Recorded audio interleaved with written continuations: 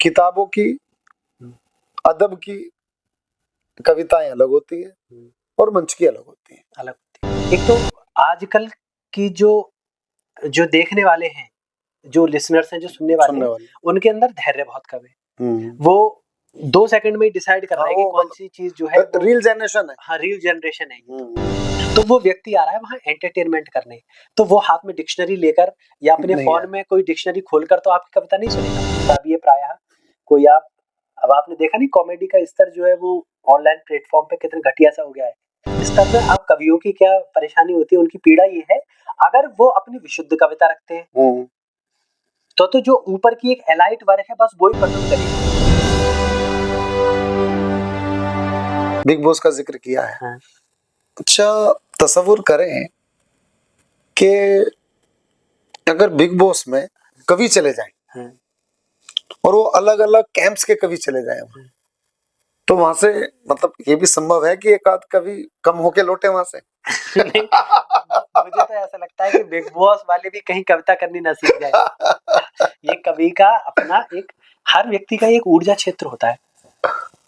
कोई अगर दारूबाज व्यक्ति है तो वो अपने आसपास जब तक बैठेगा ना तब तक उस पूरे एटमॉस्फेयर में, चाहे न्यूनतम मात्रा में चाहे अधिक मात्रा में, उसकी ऊर्जा अवश्य फैल जाएगी।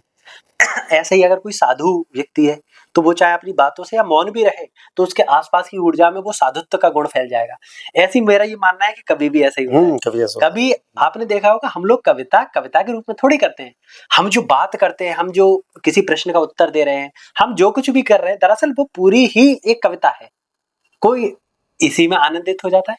बिल्कुल। तो ये भी संभव है कि हम लोग बिग बॉस बंद करवाया है और अगली साल को ये भी संभव है कि कुमार साहब ही बिग बॉस को होस्ट कर रहे हो।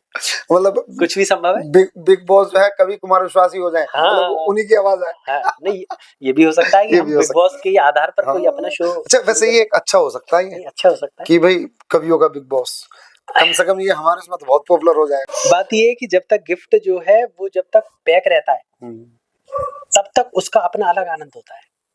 हम उसको लेकर क्रियोसिटी में होते हैं, उसके अंदर क्या होगा।